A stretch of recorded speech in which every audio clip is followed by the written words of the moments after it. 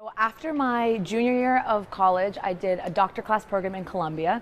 I was doing research at a government institution for poverty in Bogota, and I was really interested in social innovation, but I really wanted to learn more about social entrepreneurship.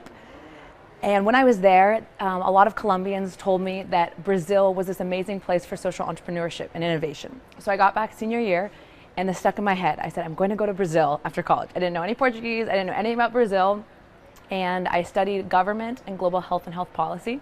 So I was interested in health policy, but interested more learning about food systems and access to food and where our food comes from.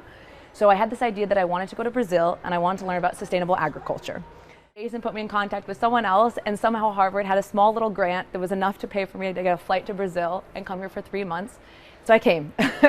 So I came for those 3 months, and then I ended up falling in love with the organization, and I decided I want to stay longer. And now I'm here 7 years later.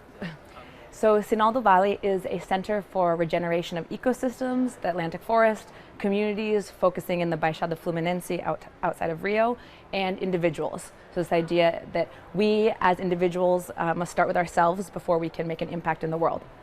So we work with forest restoration, sustainable agriculture.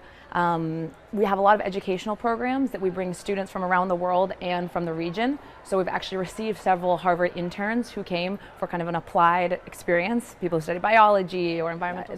Sinal has this belief that we need to get our hands dirty and we can't just stay in the theory. So we do a lot of prototyping and piloting, and people who want to learn about how to make the world better but don't really know how. So Sinal is a place to receive students, we receive leaders. It's a mix of a lot of different things. And Sinal also has this belief of being kind of a hub for dialogue between companies, between students, between the academic world, between the local people, and we bring a lot of people together.